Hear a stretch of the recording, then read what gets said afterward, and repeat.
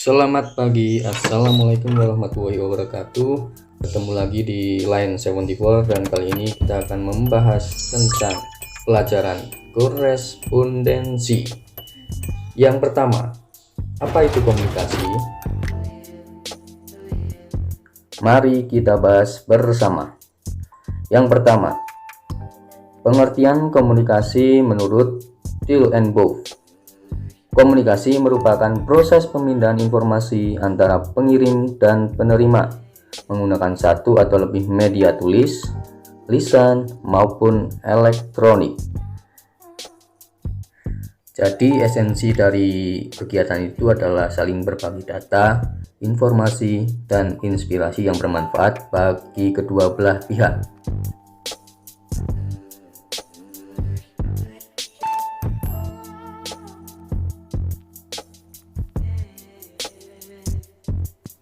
Yang kedua, menurut Mary Ellen dan Louis, komunikasi adalah transmisi dari informasi dan makna dari seseorang satu kelompok ke pihak lain. Jadi bisa perorangan maupun antar kelompok dari satu pihak ke pihak lain.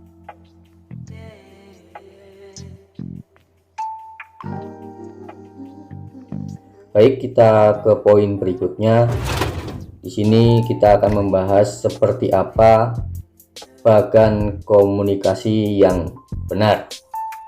Jadi poin-poinnya yang pertama ada sender, kemudian message, receiver, media, dan feedback. Keseluruhan unsur itu harus memenuhi satu sama lain, kemudian menjadi keseluruhan dari bagan komunikasi efektif.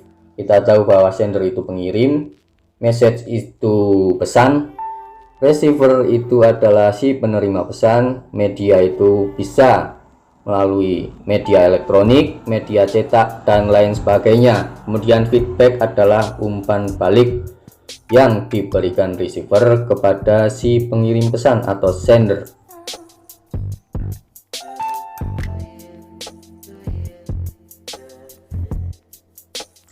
Oke, jadi kalian sudah mempunyai gambaran mengenai bagan komunikasi yang efektif. Kita lanjut ke poin selanjutnya, yaitu mengenai unsur komunikasi.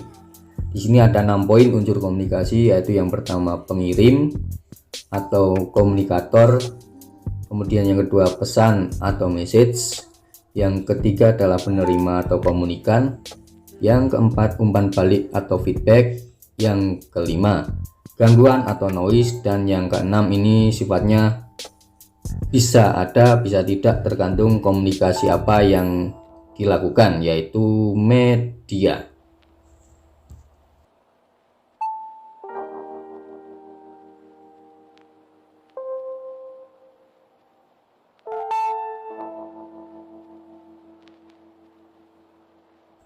Saya akan menjelaskan mulai dari poin yang pertama, yaitu pengirim atau komunikator. Pengirim di sini merupakan orang yang mengirimkan informasi atau pesan yang ditujukan kepada pihak lain. Kemudian pesan atau message merupakan informasi yang dikirim oleh si komunikator kepada komunikan.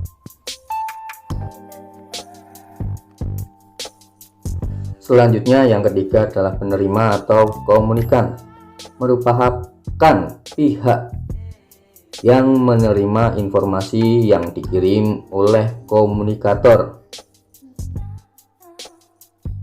Kemudian umpan balik atau feedback itu merupakan respon yang diberikan oleh komunikan terhadap pesan yang diterimanya, sehingga komunikator bisa mendapatkan jawaban atas pesan yang dikirimkan kepada komunikan. Kemudian gangguan atau noise merupakan semua hal yang dapat mengganggu jalannya proses komunikasi, baik dari pihak komunikator bisa dari pesan, dan bisa dari pihak komunikan itu sendiri. Baik, sementara media merupakan alat atau sarana yang bisa mengantarkan pesan dari komunikator ke komunikan yang sifatnya adalah available. Bisa ada, bisa tidak, yaitu tergantung dengan cara komunikasi kita, baik secara langsung maupun tidak langsung. Kalau secara langsung itu pasti tidak akan menggunakan media, tetapi kalau secara tidak langsung pasti komunikasi itu menggunakan media. Baik, unsur komunikasi sudah selesai, kita lanjut ke poin berikutnya, yaitu jenis komunikasi. Yang pertama, komunikasi berdasarkan audiens dibagi menjadi dua, yaitu komunikasi internal dan komunikasi eksternal. Komunikasi internal merupakan komunikasi yang terjadi di dalam satu organisasi. Kemudian komunikasi eksternal merupakan komunikasi antar organisasi. Jadi jelas perbedaannya, yaitu kalau internal itu antar anggota di dalam satu organisasi, sedangkan eksternal itu antar organisasi itu sendiri. Misalnya organisasi OSIS dengan organisasi PMR, misalnya seperti itu. Kemudian jenis komunikasi yang kedua yaitu komunikasi berdasarkan sifatnya.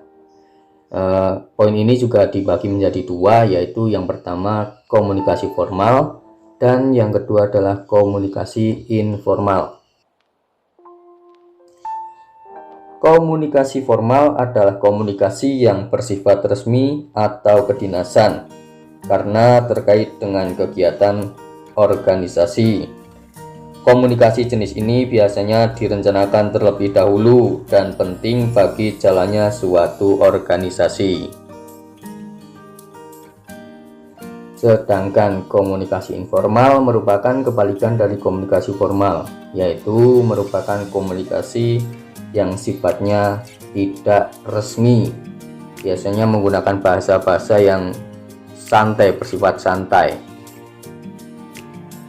Untuk contohnya komunikasi formal, yang pertama yaitu yang tertulis bisa berupa memo, laporan, ataupun kebijakan dari atasan kepada bawahannya. Kemudian yang bersifat lisan itu contohnya seperti pidato, sambutan, dan rapat, itu pasti menggunakan bahasa yang baku atau formal. Untuk contoh komunikasi yang informal itu ada satu contoh, yaitu gosip. Gosip merupakan satu informasi yang belum tentu kebenarannya, itu adalah gosip. Kemudian jenis komunikasi yang ketiga adalah berdasarkan mediumnya. Itu ada dua poin juga, yaitu yang pertama komunikasi verbal, kemudian yang kedua adalah komunikasi nonverbal. Komunikasi verbal. Komunikasi verbal adalah komunikasi yang menggunakan media kata-kata. Seperti berbicara secara langsung, itu adalah komunikasi secara verbal. Kemudian kalau komunikasi nonverbal adalah komunikasi yang tidak menggunakan kata-kata. Contoh sederhananya adalah menggunakan simbol-simbol, gerakan, dan lain sebagainya. Baik, menurut saya ini cukup. Semoga apa yang sedikit ini bisa bermanfaat untuk kalian semua.